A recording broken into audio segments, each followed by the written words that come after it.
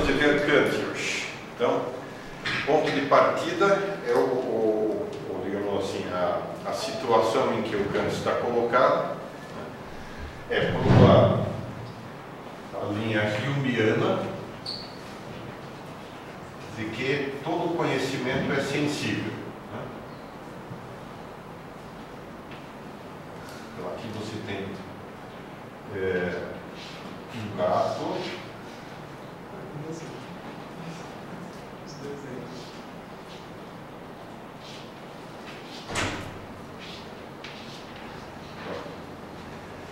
Então, esse gato emite o quê? Esse gato emite o quê?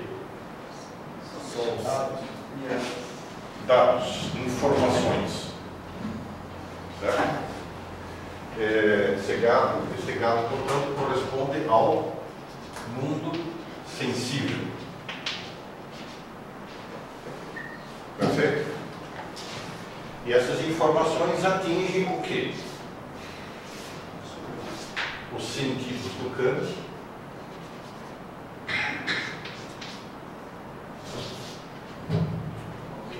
Aqui continua com o seu rabinho de cavalo da época. A sua peruca.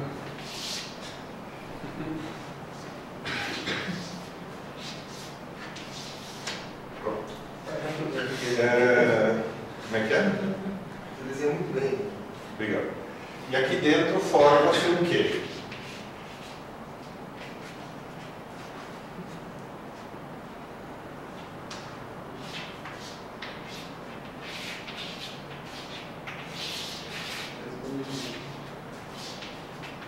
O quê?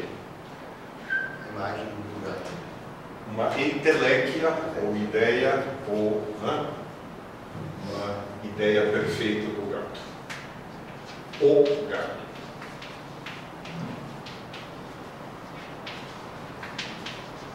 Ok.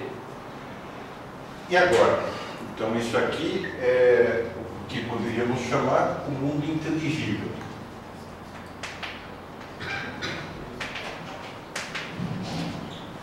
Que curiosamente, o gato inteligível é perfeito e por ele você julga os gatos reais, certo? Este gato aqui é sarnento, este outro está gordo demais, esse outro está magrelo, esse outro é pulguento, esse outro etc, etc, etc. Ou seja, você tem de certa forma uma inteléquia perfeita, uma imagem inteligível do gato pela qual você julga todas as outras, correto? O Hume entendia simplesmente o seguinte, que com as partículas, digamos assim, sensíveis que o gato emitia, cores, sombras, fragmentos de movimento, cheiros, etc. e tal, você compunha uma imagem. Mas que essa imagem não correspondia realmente a... Então, a grande pergunta é, como é possível que você julgue, como é possível que esse gato se relacione com este gato?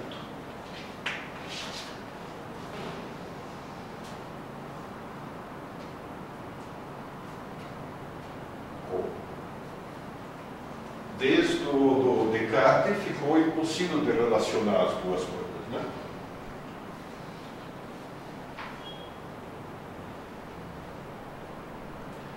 Pois o Descartes você parte deste gato e aí como é que se explica a existência deste? Para o Descartes você tem que recorrer a Deus para explicar a existência tal, né? Spinoza tinha dito não, esse aqui é simultâneo com este. Então você tem que ter uma divindade, você tem que ter acima do mundo inteligível e acima do mundo sensível, você tem o próprio Deus que simultaneamente informa isto e isto. Faz uma espécie de criação permanente simultânea dos dois. Certo? Que é o mundo Depois tem a variante leibniziana, que é a segunda fonte do Kant, que é o ocasionalismo, isto é, Deus age aqui fora e ao mesmo tempo age ali dentro, né? Então, essa é a posição inicial do Kant, quer dizer que, no fundo, você tem um mundo,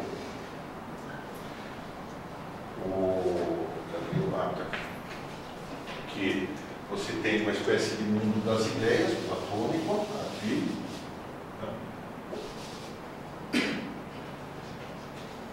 Então, na verdade, o verdadeiro mundo inteligível está aqui e a gente tem acesso a ele aqui e aqui. Posição inicial. Mas há um inconveniente grave, que é qual? Vai, coragem. Sei que depois de uma feijoada é difícil para raciocinar, mas dá.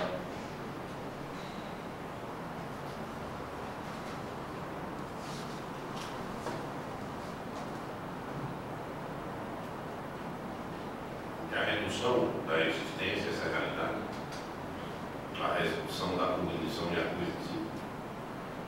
A redução da cognição à coisa em si? Sim, é a redução do mundo inteligível e o mundo real, fático. Mas a redução como? Eu estou falando da mesma natureza dentro do grau muito intenso. Então, você coloca as duas coisas no mesmo plano, primeiro, né? Agora, por outro lado, quer dizer, por que cargas d'água e como é que eu sei que isso aqui corresponde de fato a isso aqui? Sim, se tornaria um indiscernível, porque esse sentido da redução tenderia a uma indiscernibilidade. Então, ou são, as duas coisas são uma só. Aí estamos no panteísmo de Spinoza, né? Ou que vincular entre as duas.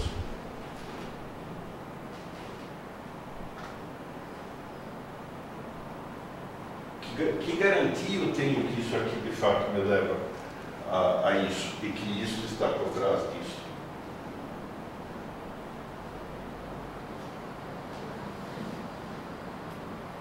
Está falando do Spinoza ou do... Estou falando do começo do Kant, Kant pré-crítica, né? Que é o problema como a coisa se põe para ele. Só os sentidos. Mas quer dizer, e que garantia que o que os sentidos me apresentam de fato tem algo a ver com o inteligível?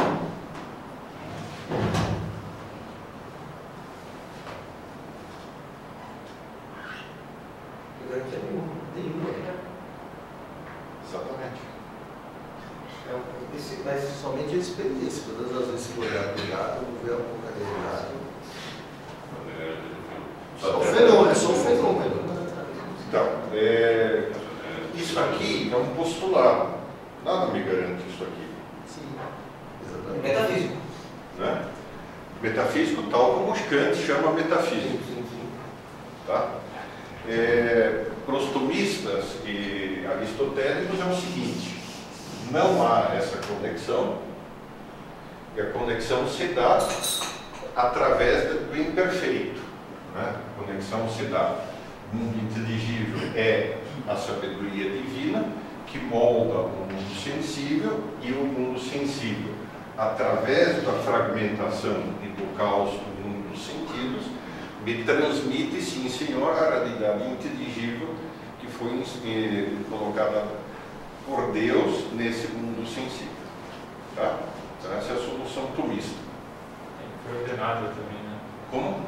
Foi ordenado por Deus. Na verdade, a mensagem é justamente o mundo inteligível divino, a sabedoria divina ordena o mundo sensível e através disso perceba a ordem. Os sentidos não são a ordem, mas seja como for, o retrato, mesmo fragmentário, parcial e imperfeito que a realidade me dá, eu consigo perceber ainda a ordem que está por trás dessa realidade. Essa é a solução tomista.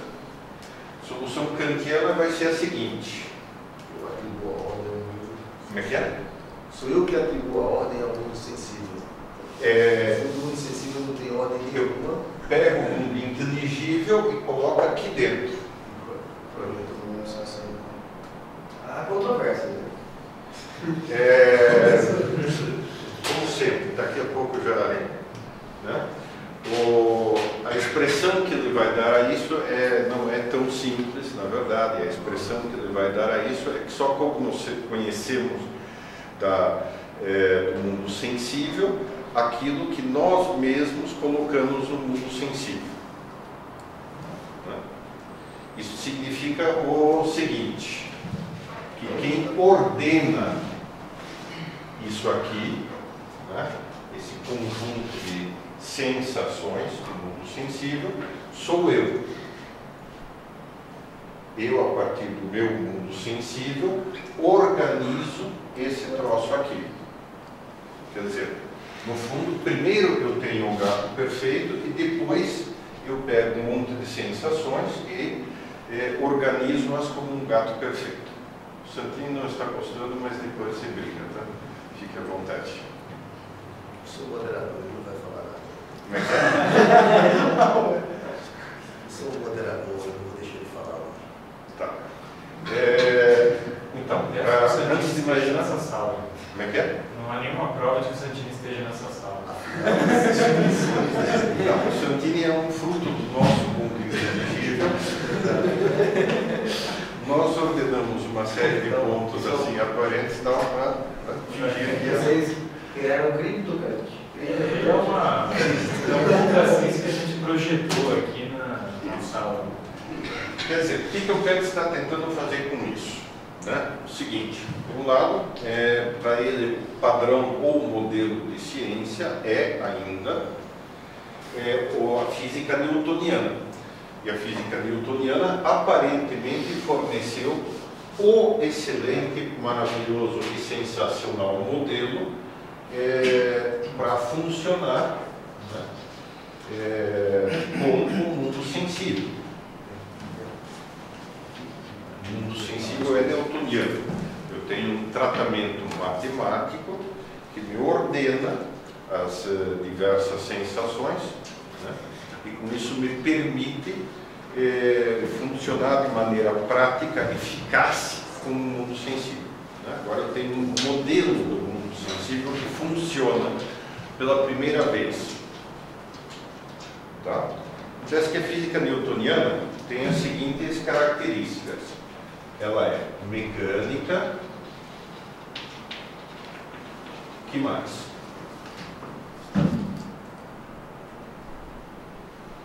Necessária e, portanto, não livre.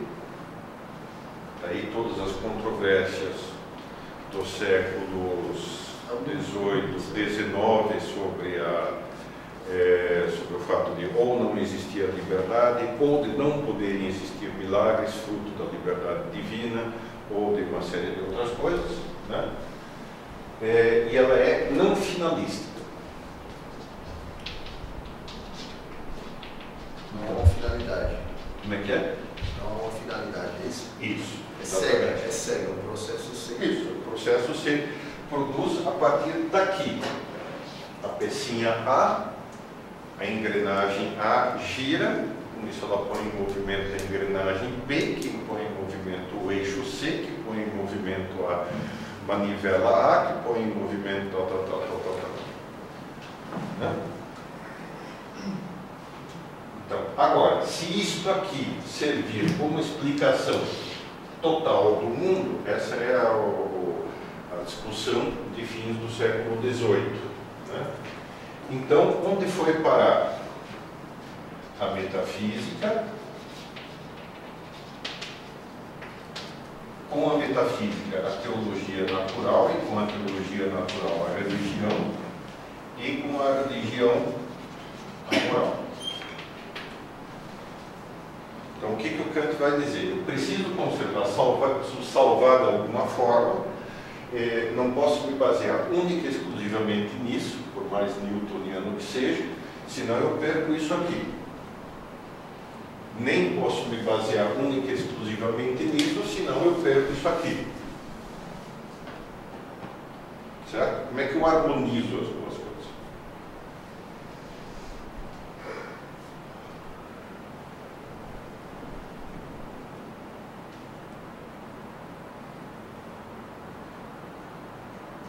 Percebe o problema? Como é que eu consigo salvar liberdade e finalidade?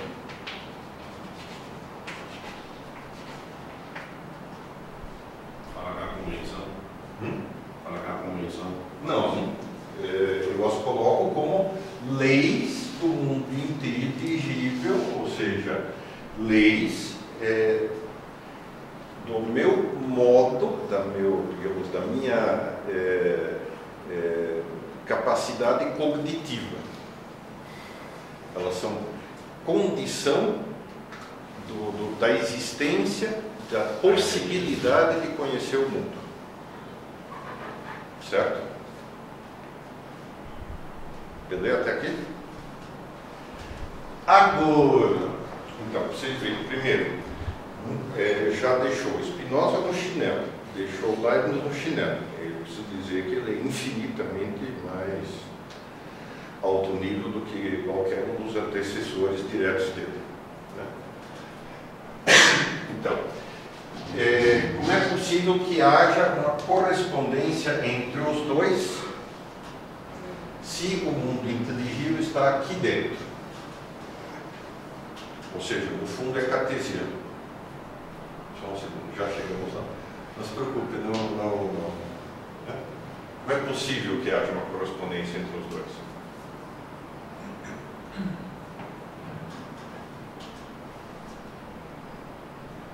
A correspondência é possível na seguinte medida: eu organizo as sensações, né, e com elas construo, organizo as coisas dentro da minha cabeça. Eu aplico ao gato espacialidade, né, primeiro.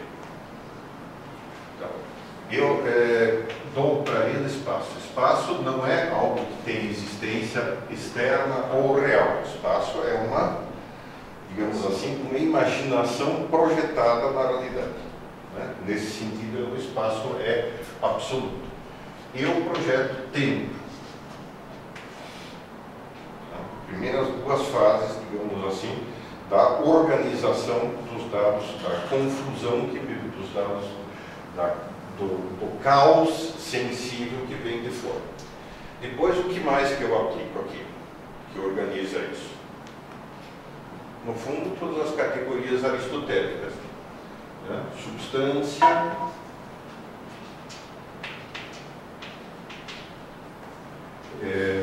qualidades, etc. Né?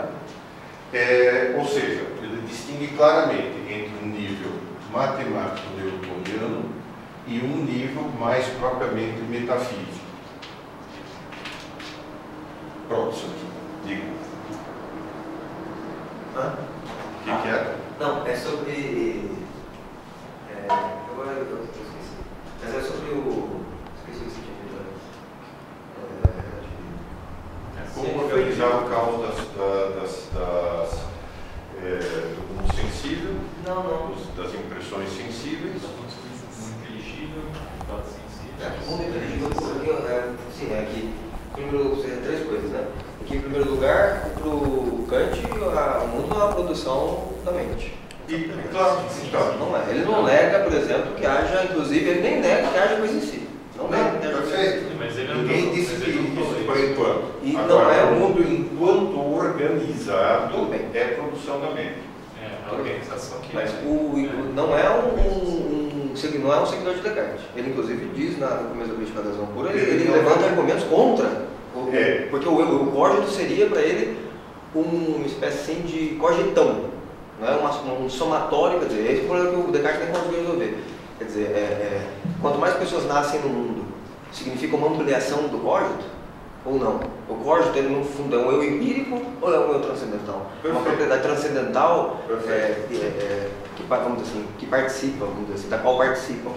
Bem grosso modo. Ele é um cartesiano, né? Que é o sucessor. Todos. É isso, quer dizer, é um cartesiano que não quer ser cartesiano.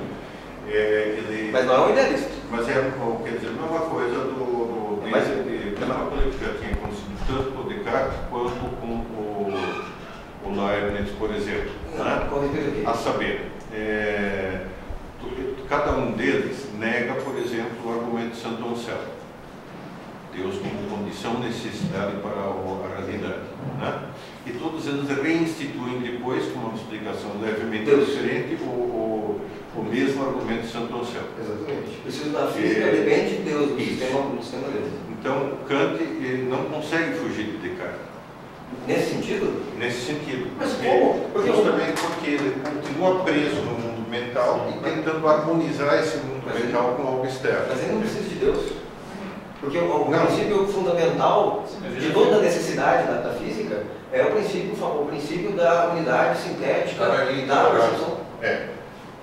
Lá para ele, com as palavras de 4 segundos. No fundo, é necessário haver uma consciência para ver o conhecimento. A necessidade Mas da consciência. essa parte da teoria do conhecimento não precisa de Deus mesmo. Mas e daí? Embora na parte da moral ele afere para Deus. Na parte da moral ele afere para Deus. Claro. Nessa parte para Deus, na parte da moral? Claro. Mas como se o imperativo categórico é uma dedução do princípio da unidade sintética da percepção. Deixa o imperativo categórico para mais para frente, que não apareceu ainda, e vamos ficar neste ponto aqui. Mas eu só queria deixar claro. O que me importa é o seguinte: eu quero fazer um advogado do médico. Não, mas acontece. O Kant tenta se defender, coitado. Ele não é um idealista, ele é taxativamente um anticartesiano no sentido de que é necessário fazer uma distinção radical entre o eu empírico e o eu transcendental. O eu transcendental é o sujeito da ciência, não é psicológico. E não é necessário Deus para ver a fundamentação da necessidade em toda a lei física. Perfeito. E aí eu contesto que sim, ele é um cartesiano, porque ele não consegue transcender o ponto central do Descartes, que é a partir do eu. Tanto faz se é psicológico ou se é transcendental. Bom, O ponto de partida total continua sendo o eu. Você está dizendo então que o Kant está enganado quando ele diz que é necessário haver consciência para haver conhecimento? Não, mas que a consciência... Você está dizendo que não há centralidade do sujeito. Estou Está dizendo dizendo que o erro dele é isso. Não, estou dizendo o seguinte, que o ponto de partida do conhecimento não é o sujeito. É o que então? É o contato do sujeito com a realidade. Mas o conhecimento é Depende isso. de quem é esse bendito desse sujeito. Mas é isso que fala, toda a filosofia clássica. Depende de quem é o sujeito. Depende. Mas Ah, não, eu não estou defendendo Kant, não. Só estou querendo esclarecer as posições de Kant. Esclarecer as posições de Kant. Perfeito. Não, A não é posição isso. do Kant eu tenho que partir do sujeito. Mas Isso o pode ser cartesiano. O Kant afirma que ele não é idealista, é verdade. Que ele não é um racionalista. Ele afirma que não é nem racionalista nem um idealista. Isso transcendeu as duas coisas. Mas isso ele está partindo de um debate com o idealismo. Não sei se ele já está dentro. Exatamente. Obviamente, ele já Está totalmente dentro da definição cartesiana. Porque ele já está dando um pressuposto que faz parte da construção mental dele. Eu não estou Ele é um lembrando racionalista. mas ele fala isso. que o Kant não seja tributário do idealismo. Sim. E o Descartes também, É nesse importante sentido. deixar claro que uma das principais brigas do Kant é justamente contra o idealismo. Sim, Embora não mas- tenha sido desvencilhado totalmente, o mundo inteligível nem é um produto puro do intelecto, porque ele não nega a possibilidade da coisa em si. Não, então. Mas uma das maiores brigas do Marx é com Hegel. Mas por o isso fato que é que ele Não, na mas isso crítica... eu já precisamos só Sim, uma coisa por vez, porque senão... Né? Fica com o Newton aqui, a fundamentação da física do Newton. Tá. Para ver a fundamentação da física do Newton, você não pode depender somente do processo indutivo. Perfeito. Não pode ser a mera acumulação de percepções sensíveis. Perfeito. Não pode depender só disso. A necessidade das leis A físicas. matemática tem que estar por trás da... Mas aí, de qualquer modo, é necessário haver uma centralidade do sujeito, no sujeito, como, quer dizer, nas categorias transcendentais do sujeito transcendental. Mas mesmo assim, quer dizer, O espaço tem esse mundo inteligível, né, que determina o sujeito ou a sua consciência, em interiorizadamente, é o ponto de partida. É o ponto de partida, só que No momento em que você põe isso como ponto de partida, você é cartesiano. É um ponto de partida, só que a diferença com respeito ao Descartes e todo o idealismo é que para o Kant, ele não nega totalmente que haja uma síntese entre a realidade, entre a coisa em si, e a mente. Por isso que eu disse que... Não, ele não exclui totalmente de todo modo, mas assim, uma espécie de um aristotelismo por trás. Porque existe de algum modo, porque é necessário haver uma síntese entre a realidade e a mente. Se não existisse uma grandeza de intensidade da coisa em si, não haveria conhecimento. Isso. Senão seria tudo produto do intelecto, é justamente contra aquilo com que ele bate. De acordo. Até aí, beleza. Né? Mas, quer dizer, a parte inteligível, ou seja, a ordem do mundo, é uma atribuição exatamente. Exatamente. O resquício de idealismo que é do Kant é somente esse. É esse. Perfeito. Mas é isso que eu estava afirmando, eu entendi a discussão. Não, tudo bem. Não se preocupe. Beleza. Essa ordenação, só uma questão, essa ordenação se dá pelas categorias daí. Isso. As categorias correspondem aos predicamentais ou predicados do Aristóteles. E elas são os ordenantes. E elas são os princípios ordenadores da realidade. E elas em si, então, seriam desprovidas de substancialidade. Sim, elas são totalmente espirituais. Exatamente. Mais até do que produtos conceituais. Elas são princípios de ordenação. Né? Ordenação de agrupamento. Os conceitos, digamos assim, o que produz são as substâncias. Né? Mas isso, a substância é uma atribuição. Então, o conceito é formado não de fora para dentro, e sim de dentro para fora. Repare, isso é totalmente aristotélico, entendido no sentido de criação. Qualquer cara que vá criar alguma coisa, ele primeiro tem que ter o conceito. Daí ele plasma o conceito imaginativamente num projeto, né? E depois executa. Nesse sentido, essa metade do processo está perfeita. Né? A questão é você estender isso a toda a capacidade de conhecimento. Tá? Bom, então se sou eu que jogo, que ordeno o que os sentidos me fornecem, o que é realmente isso que eu conheço?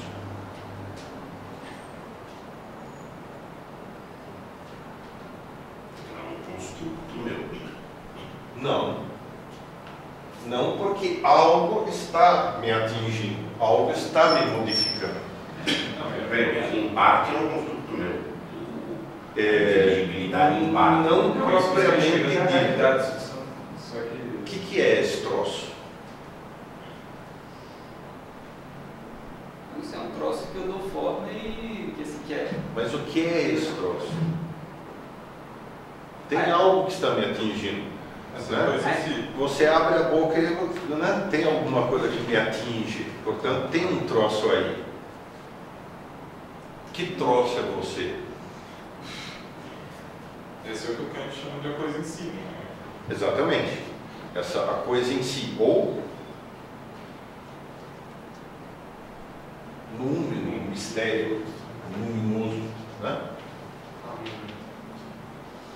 Então, númeno, numen, do latim, é mistério. É um troço misterioso. A coisa em si, esse troço externo que me atinge através dos sentidos, eu não consigo saber realmente o que é. Tá? Fala. Enquanto coisa em si. Enquanto coisa assim. Enquanto se não houvesse a consciência, jamais poderíamos saber, quer dizer, não existe realidade sem a consciência. Não, beleza. Aí é a segunda opção, que no fundo é colocada mais modernamente, que sentido tem você falar em universo se não tiver ninguém para conhecê-lo? Né? Que raios é um mundo se não tiver alguém para conhecer esse mundo? Então, essa questão, o grande mérito dele, de certa forma, é ter levantado essa pergunta. E aí é desqualificar o idealismo ingênuo. Perfeito. Ou esclarecer que boa parte do idealismo, então, era ingênuo. Isso. Né? Assim, só uma ideia. A metafísica para ele, então, seria a ideia? É isso? A metafísica é construída a partir de dentro e não observada a partir de fora. Tá? Então, e o que é esse conjunto de sensações organizado por nós?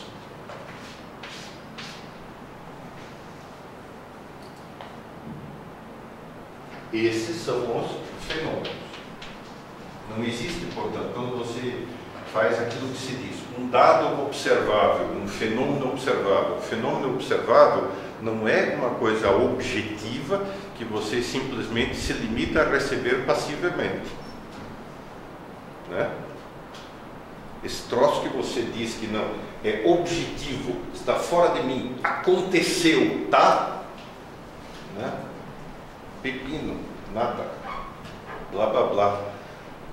Nunca existe um troço que você já não tenha trabalhado em cima, que você já não tenha montado parcialmente. Tá? Isso diz o Kant. Daqui a pouco veremos o mérito, mas para já, né? Aí o Santini poderá rasgar as vestes com mais propriedade. Bom, beleza? Até aqui, beleza? Isso me explicaria o quê?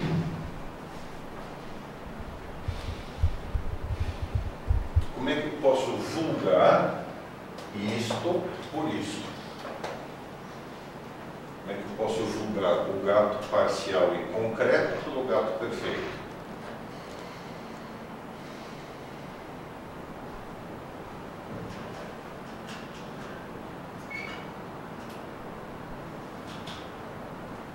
Eu vou escrever um tratado comissário sobre a influência da feijoada no esvaziamento do cérebro.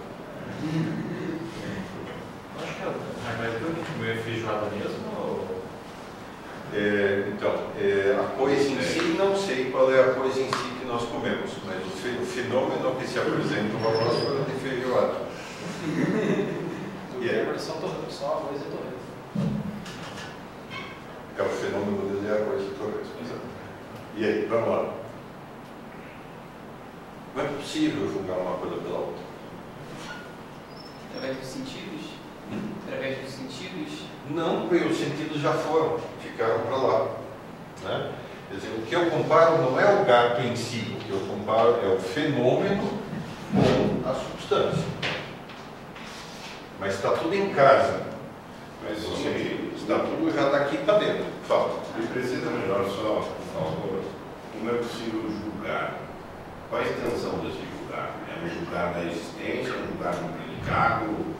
É um julgar, você dizer, esse gato existe, esse gato é pudento, esse gato é feio, esse gato é bonito. A conexão entre juízos.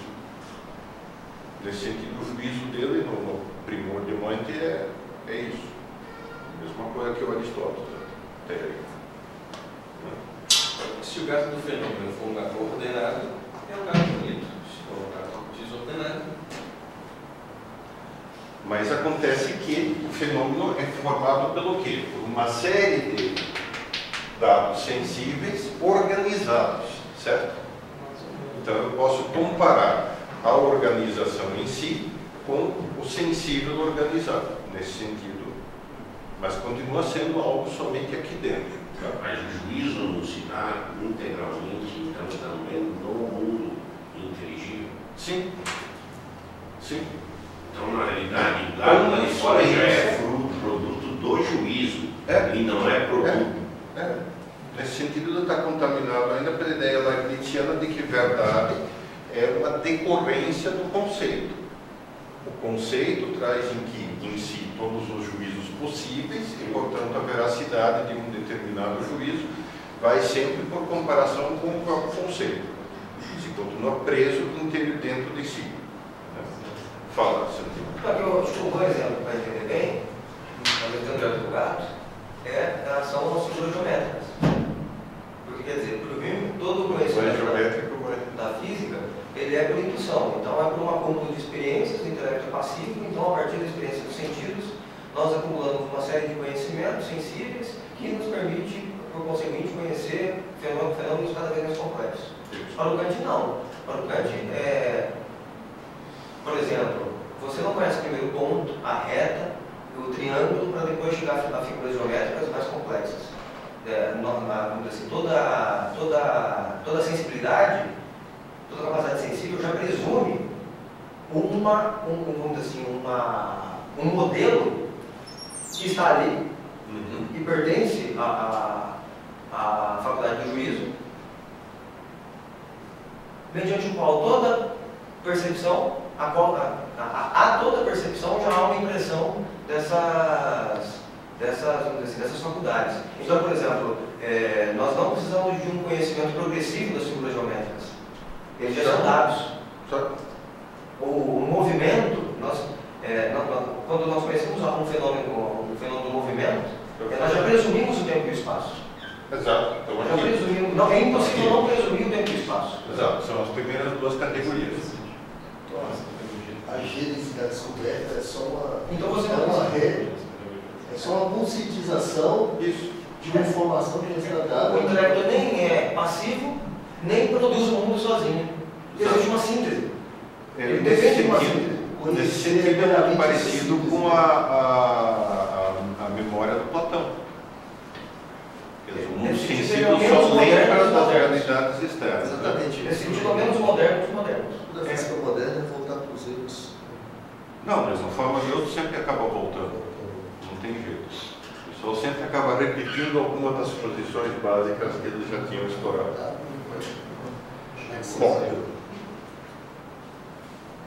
alguém mais queria falar? Então, com isso agora nós ficamos com o seguinte. Primeira coisa, o que dá para aceitar desse modelo? E qual é o problema dele?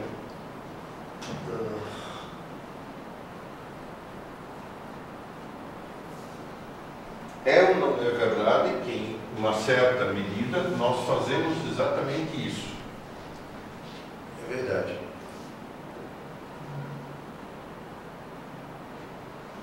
Fala, Não só para deixar mais claro, para o Newton, espaço e tempo são absolutos também. Sim, e para ele simplesmente joga para dentro o espaço e o tempo. E para o Leibniz é a relação entre as coisas. Isso. A relação entre as coisas presumindo o espaço e o tempo. Para Aristóteles também, você diz que é a medida da relação entre os entes já... Sim. O problema é que ele fica refém, dizendo que o espaço é ou um absoluto ou uma relação, você fica refém de algum modo de uma espécie de intelecto passivo, de uma concepção do intelecto como algo passivo, mediante a experiência sensível. Isso. Bom, e aí? Dá ou não dá? Dá ou não dá? Esse modelo aí. Vantagens e desvantagens. Verdade ou não verdade? Do modelo kantiano? É. Eu não sei que modelo que é. Na minha cabeça ainda não me levou. O modelo é a Vernunft é a que organiza os dados dos sentidos e, nesse sentido, é que monta o mundo. Aquilo que você chama de mundo externo são sentidos, são dados sensíveis organizados por você. Acho que Não, isso não é um problema, porque se a pessoa do meu lado não organiza como eu, como é que eu vou entrar em acordo com ela? Mas é porque ele é psicológico. Mas isto é universal e válido para todos. Enquanto princípio e tal, ele é universal e válido para todos, portanto, todos, em última análise, podem se entender, embora nesse nível aqui, o da primeira organização, possa haver diferenças. Mas ele fica o tempo de aula científica. Então, aqui eu posso montar, por exemplo, um sistema de lei natural, aqui eu posso montar todas as estruturas e nesse plano todos os seres humanos se porão de acordo. Aí, por exemplo, direitos universais do ser humano, etc, etc, etc. Tudo isso são produtos da Fernandes. Só a verdade é só um consenso. Como é que é? Então é só um consenso. Não, ela é mais do que um consenso. Para o Kant é mais do que um consenso.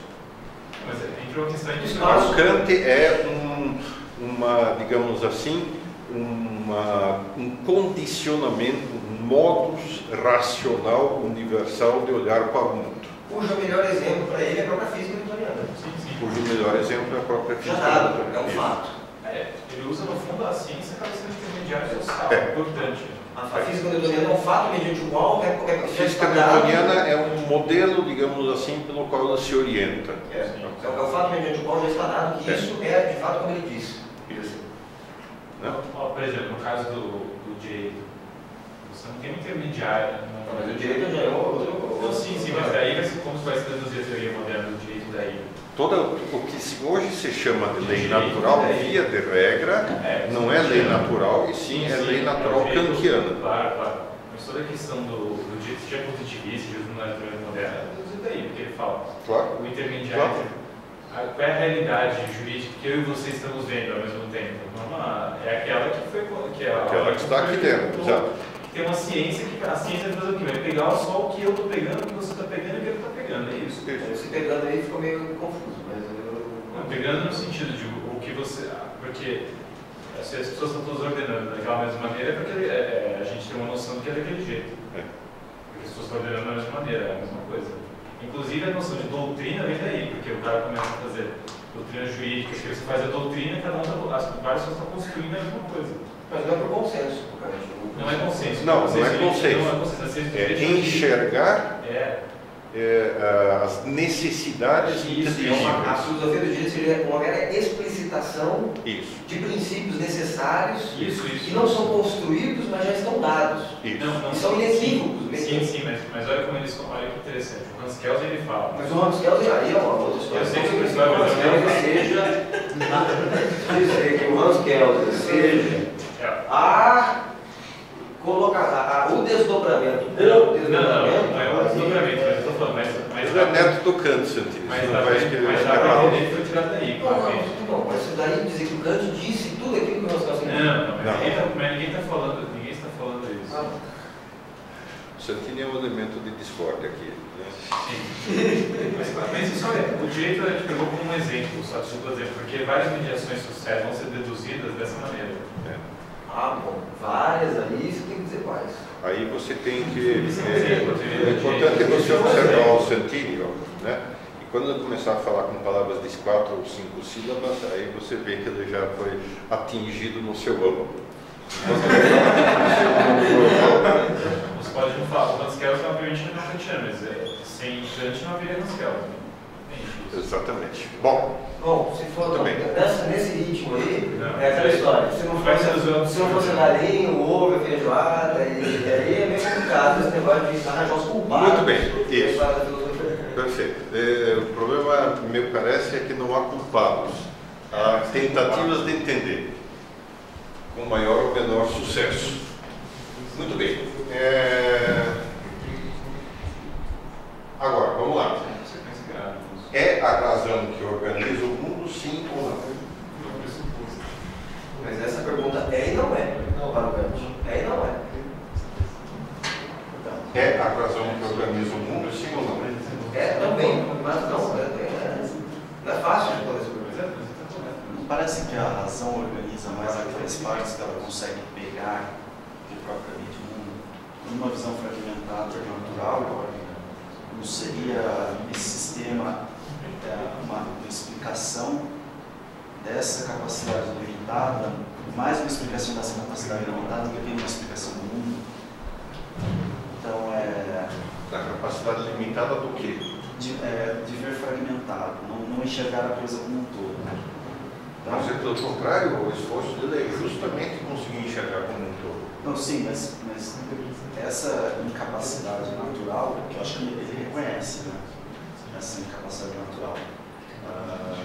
Eu acho que essa incapacidade natural que gera essa visão fragmentada é que isso, ele tenta explicar o resultado disso. Não sei se ele disse que tenta explicar o mundo, mas parece que ele está tentando explicar, na verdade, a visão fragmentada em si. Não, mas é que ele herdou, do Hume ele herdou a explicação de que isso é tudo que existe, que, portanto, necessariamente você só tem imagens, os conceitos são necessariamente fragmentários, não te dão uma explicação real do mundo e, portanto, sinto muito. Quer dizer, o que ele está fazendo é um esforço ingente e, na verdade, bonito de tentar superar esse negócio. Agora, ele consegue superar? Mas ele não está no limite máximo em que assumido dos seus pressupostos, a pergunta só poderia ser: a razão organiza os fenômenos do mundo? Mas quer dizer, e daí? Mas essa seria a única pergunta que ele Os pode fenômenos pôr. são o que eu conheço. Tudo bem, mas a única pergunta que ele pode se fazer se a razão que organiza esse fenômeno. Sim, mas e daí? Mas se ele diz... Sabe, a pergunta então não quer A razão ser não invasiva organiza ao isso. mistério. A razão não organiza isso. Só que a razão também não conhece isso. Então, como é que ela pode dizer que isso daí é organizado pela razão? Se a razão só consegue Não pode. organizar. Mas aí você não cria um outro problema. Se você tem um número e o fenômeno, e você tem a Vernoft organizando as coisas, como é que você garante que essa organização é uma organização verdadeira e que você não pode, na realidade, estar vivendo e julgando uma fantasia? Não garante, simplesmente Em última análise, você não garante, e é uma grande crítica que foi feita ao Kant. Fala. Que tudo depende, a velha história.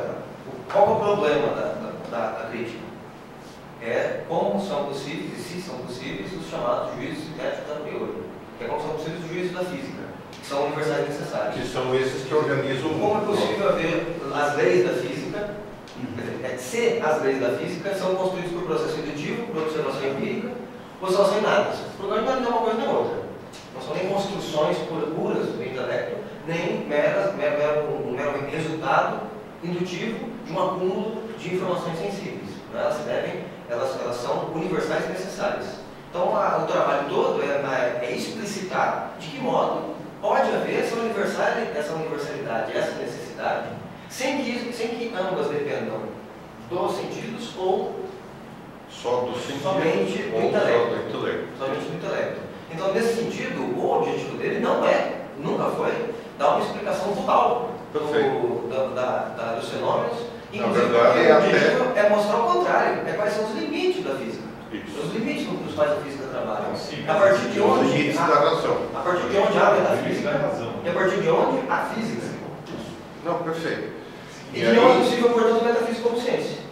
Mas toda a história que a gente É, aqui, beleza. né? Os limites, os limites. Né? Agora, beleza, isso, mais uma vez, o problema é que isso abre totalmente o flanco aquilo que você levantou. Né? Como que eu vou comprovar? Quem garante que aqueles princípios que eu enxergo são os mesmos que você enxerga? Né? É um ato de fé dizer que a Vernunft é universal. Ele fala que tem uma coisa Eu que simplesmente transferi o ato de fé, né, de a realidade existe e eu posso conhecê-la, para a razão existe e ela é o que me faz conhecer. Ele fala que tem uma coisa que é fenômeno mais provável. Né?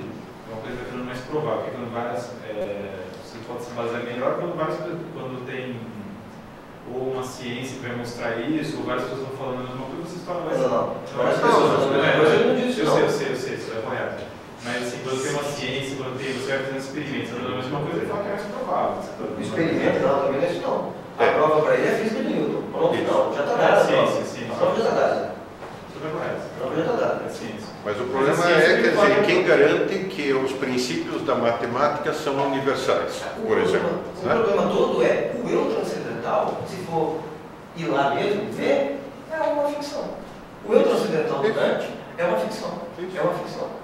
Mas o que é o eu transcendental? O eu transcendental é o eu que não é o eu Gustavo, nem o eu Guilherme, ele é o sujeito da ciência. Isso. A ciência depende de uma estrutura estrutura lógica transcendental. Isso aqui Transcendental não consegue se apenas conhecer a si mesmo? aos particulares.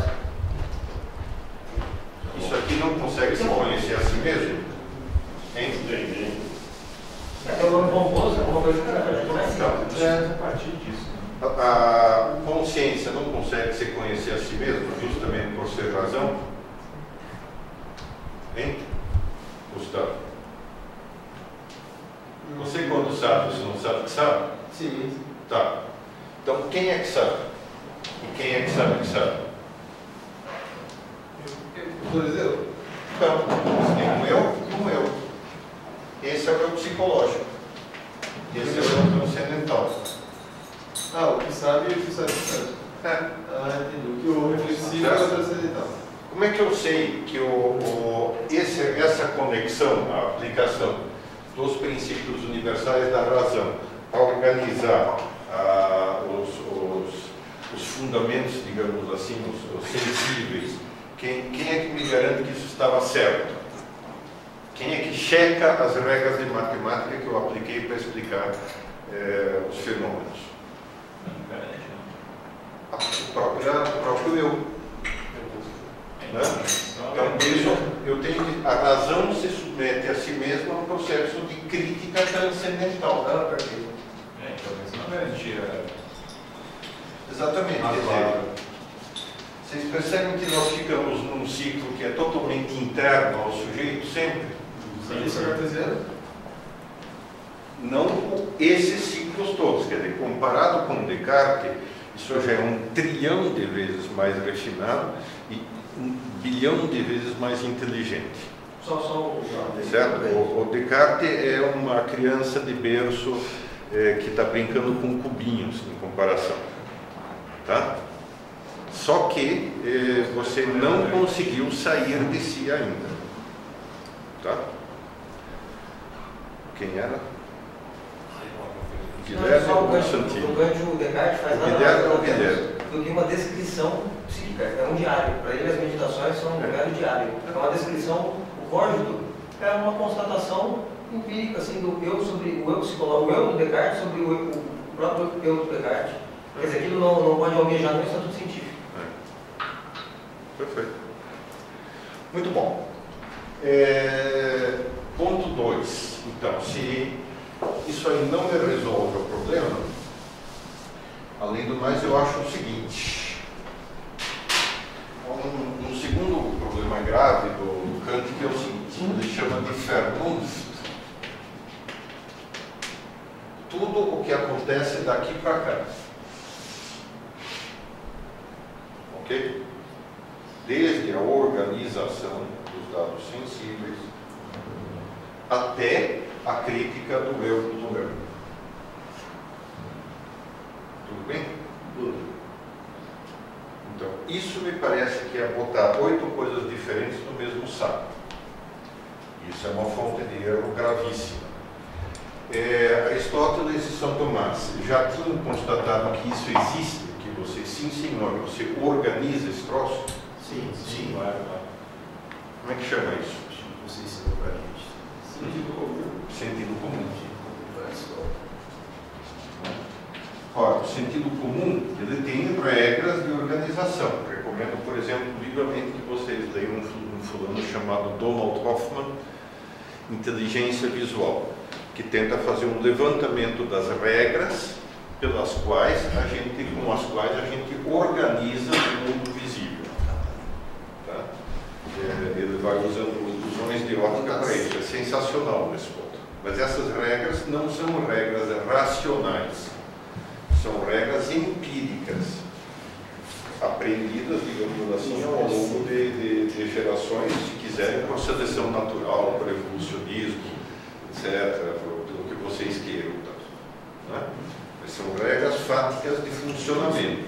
Como é que o verde faz parte da parede, do quadro, o que é o que? Né? Quem ia falar? Só uma coisinha. Depois de toda a filosofia posterior ao Kant na Alemanha, uma das grandes lutas assim, da filosofia na Alemanha depois é mostrar que o Kant ainda é tributário da modernidade, no sentido de que ele ainda presume, tal como Descartes, que o conhecimento científico é um processo de construção a partir de princípios claros e evidentes. Sim. Que ele é uma construção sobre um terreno já limpo e que tende, de fato, por conta disso, a um esclarecimento cada vez maior. Depois toda a tese da República, do Kant, tributária disso. Mas o que vai ficar depois cada vez mais claro, no final do século XIX, já no começo do século XX, é que o conhecimento sempre parte de pressupostos de circunstâncias, assim, poluídas empiricamente. Como, por exemplo, depois fez, de modo definitivo e magnífico, o Lorenz, provando que não só o homem, mas os próprios animais, a estrutura da caça, a estrutura já parte de modelos que são resultantes de processos genéticos até, de condicionamentos climáticos e tudo mais. Portanto, mesmo as formas de conhecimento mais básicas partem de modelos poluídos empiricamente. Eu particularmente que o Henrique assume. Que assume de passagem. O Henrique é um Lorenz do século O Henrique é um grande fã do Lorenz, você trouxe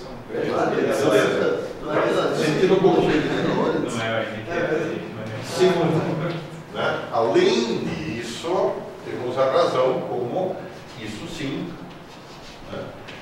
Agora, e como é que a razão chega a... Como é possível? Quer dizer, no fundo você só tem esses dois modelos reais possíveis. Né? Quer dizer, ou a razão recebe, a razão tudo bem, pode ter, nesse sentido o Kant tem razão, a razão tem alguns poucos princípios organizativos, né, que são os chamados princípios da lógica. Né? Como era o nome mesmo, Santino? Do quê? Os princípios básicos da lógica. O básico, ou mais básico, ou mais fundamental, o princípio da unidade sintética da percepção transcendental. O princípio da identidade, o princípio da não contradição, etc. O princípio do terceiro excluído, tal. Deduções desse. Inclusive o imperativo categórico. Não. São. Não. São porque é necessário haver uma unidade da consciência. É o mais básico para vir conhecimento, é necessário haver uma unidade da consciência. Certo. E essas que os eus empíricos, vamos dizer assim, possuem não só os eus empíricos possuem uma unidade, mas é necessário que a própria consciência tenha uma certificação de si mesma. O que precisa? Não, o princípio da unidade sintética da percepção é nada mais, nada menos do que para haver conhecimento, a possibilidade de conhecimento resulta de uma unidade da consciência. Isso é uma possibilidade de conhecimento? Possibilidade. Sem isso não haveria possibilidade de conhecimento, não é? Em princípio, se pode entender que sim. Pode ser que esteja enganado, mas eu também já vejo. Por que é necessário? Por que você fala isso? Por isso que... Quer dizer, isso não é necessário ao processo de conhecimento. Isso é necessário para eu conhecer. Sim. Né? Claro, eu só posso dizer eu conheço no momento em que eu tenho eu. Se eu não tenho eu não primeira conheço. condição do conhecimento é o ser. É justamente isso. Perfeito. Tem que existir Mas o não é um ser. princípio interno ao ato de conhecer. Não é? Não. Por que não? É anterior ao ato de conhecer. O sujeito não é interno ao ato. O sujeito exerce o ato. Mas você disse que não, mas bom, você está dizendo... O ato existe depois do sujeito, tudo bem? Você está dizendo que isso é o Kant que disse? Não. Bom, mas eu estou dizendo que é o princípio da unidade sintética da percepção. Para o Kant. Tá bom, mas é A justamente questão isso. é criticar se esse é o princípio realmente. Bom, aí eu nem quero responder essa pergunta, mas que me parece que o princípio da unidade sintética da percepção seja aquilo que eu disse. Não, para o Kant é isso, porque uma vez que sou eu que organizo o mundo, eu conheço, significa a mesma coisa que organizo o mundo. A identidade, etc., e o próprio imperativo categórico são deduções para o Kant desse primeiro princípio. Para ele, mas eu estou falando fora dele. Mas a aula sobre o Kant, se a discussão entrar em outras questões, Nosso problema agora é criticar o Kant. Qualquer semelhança com a realidade não é uma coincidência. Muito bom. Então, onde estávamos? Isso. Então, as opções são ou a razão recebe o ordenamento de fora, né? Portanto, é a tese aristotélica otomista, ou a razão, ela monta. No fundo, são essas as duas opções. Né? A tese aristotélico-tomista não bobinha. Ah, bom, porque o que você disse aí é a ingênua. Qual delas? Nem tudo resulta do de fora. Nem tudo resulta de fora. Não é um acúmulo de... Não sei. Há princípios básicos internos no ser humano, mas isso é aristotélico-tomista. Tá bom. Embora não entenda do modo como foi entendido por muito tempo. Perfeito. Né?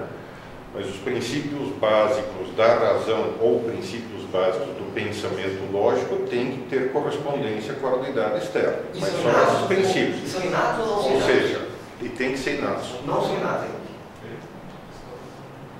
Vai. Explique-se. Não são inatos porque é impossível saber se são inatos ou não.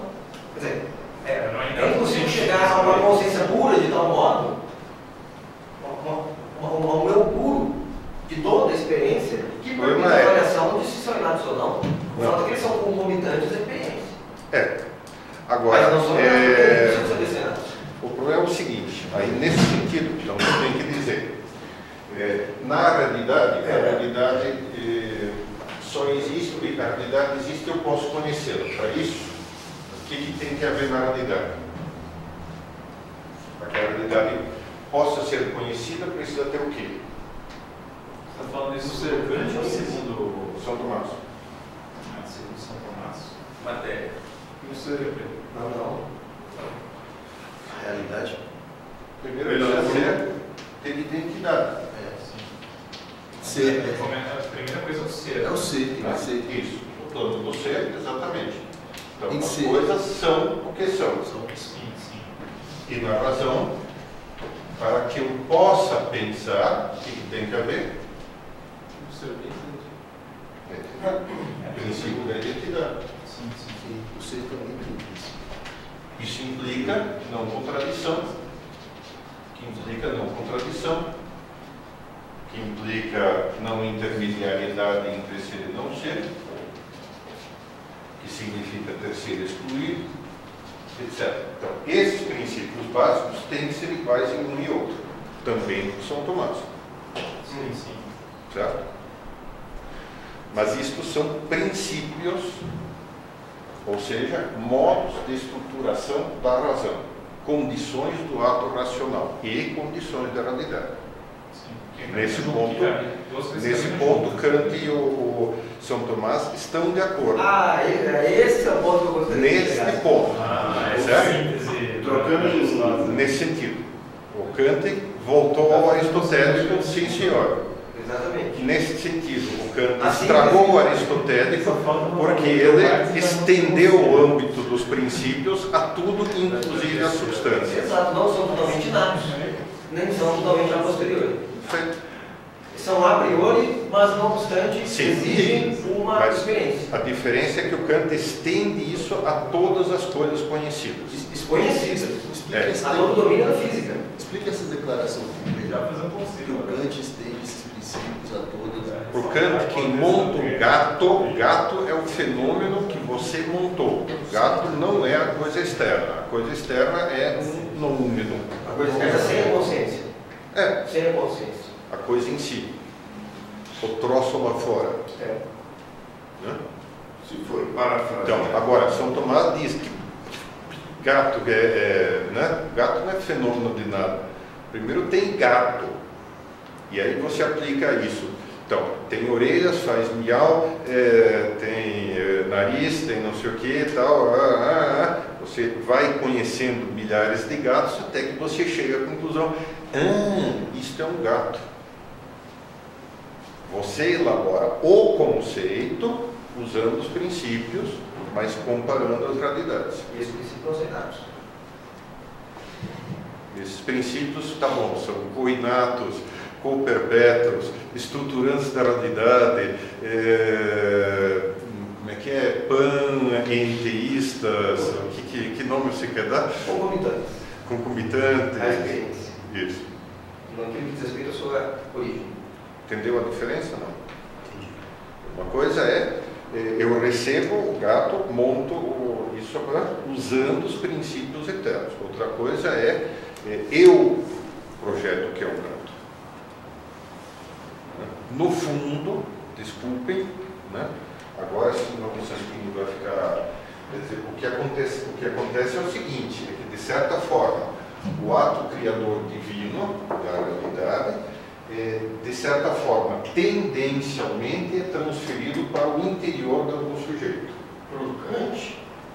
Tendencialmente. Ele diz muito claramente que Deus cria o homem, não.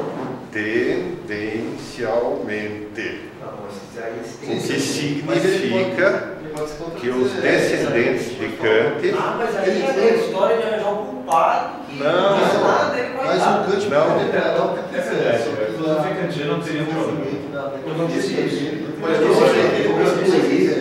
Muitas vezes é aquilo que o Kant nunca disse. Certo? Nunca Mas, disse. Frequentemente, inclusive. Mas, digamos assim, isso vai criar a tendência nos kantianos a identificar razão e realidade e criação e realidade. Não só a tendência, mas como o idealismo alemão, é toda a aplicação desse problema que o Kant nunca colocou e que disse exatamente o contrário. Mas eles diriam que eles teriam conhecido melhor ainda o que Kant havia dele mesmo dito, do que o próprio Kant. Inclusive, em vida, o Fichte disse isso. Que o próprio Kant, que estava vivo na época, não havia compreendido totalmente aquilo que ele mesmo havia colocado. E aí depois é o Goethe, por exemplo, que diz que a razão é sim um princípio de criação. O gênio romântico é nada mais, nada menos do que uma aplicação em toda a estética não no sentido de arte, dessa atribuição que o Kant nunca disse. O Kant nunca disse, quer dizer que a razão cria, a razão tem a capacidade de criar a realidade. O gênio romântico do qual depende todo o idealismo, é isso. Mas sinto muito, Mas não crítico. está em Se germe não houvesse aí. o Kant, haveria isso? Muito provavelmente não. Houve o Kant, por isso houve o idealismo alemão e a história do gênio. Está em germe aí. Sim, está em germe aí, mas o Kant nunca disse isso. Ele disse, inclusive, ele separa muito bem as coisas e diz que é necessário fazer essa distinção.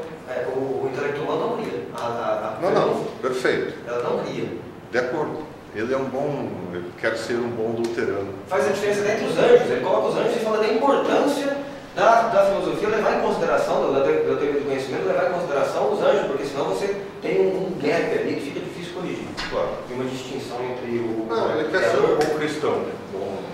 E temos mais aulas sobre o Kant. Como é que é? Teremos mais aulas sobre o Temos que ter mais uma sobre o imperativo categórico. Tá bom. Especialmente para deixar o Santini feliz. Quantos você quiser. Não, Kant basta mais uma. Tá bom. Que assim hoje saíram direto ou indiretamente, ordenado ou desordenadamente, todos os temas kantianos principais. Então, beleza, senhores. Muito obrigado e até a próxima.